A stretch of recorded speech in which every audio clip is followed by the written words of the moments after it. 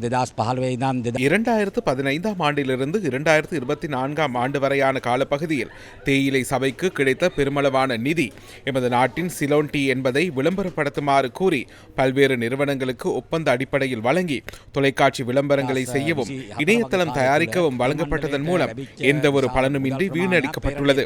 இதற்கு அரசியல் தொடர்பு இருக்கலாம் என நினைக்கின்றேன். அந்த காலப்பகுதியில் நியமிக்கப்பட்டிருந்த தலைவர்கள் மற்றும் சில பணிப்பாளர்கள் பொறுப்பு கூற வேண்டும் என்று நாங்கள் நம்புகிறோம். விசேடமாக உலக நாடுகளை 7 பிராந்தியங்களாக பிரித்து 25 நாடுகளுக்கு வணிக விளம்பரங்கள் தயாரிக்கப்பட்டு அந்த நாடுகளில் உள்ள தொலைக்காட்சிகளில் ஒளிபரப்புமாறு 1765 மில்லியன் செலவு செய்யப்பட்டுள்ளது.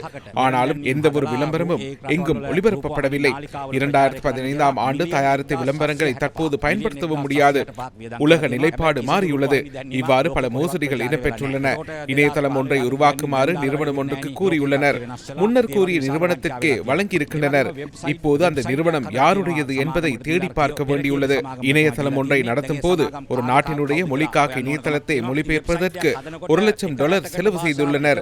ஆங்கில மொழியில் இணையதளத்தை உருவாக்கி மேலும் 6 மொழிகளுக்கு மொழிபெயர்ப்பதற்கு ஒன்றுக்கு $1,00,000 அளவில் செலவு செய்யப்பட்டுள்ளது. இணையதளத்தை உருவாக்க $1,00,000, மொழிபெயர்ப்பிற்கு $1,00,000, ஆகவே $7,00,000 செலவு செய்யப்பட்டுள்ளது. இவ்வாறு பாரியளவிலான நிதி மோசடி செய்யப்பட்டு வீண் விரயம் செய்யப்பட்டுள்ளது. இது தொடர்பில் இன்று வாக்குமூலம் வழங்கினேன்.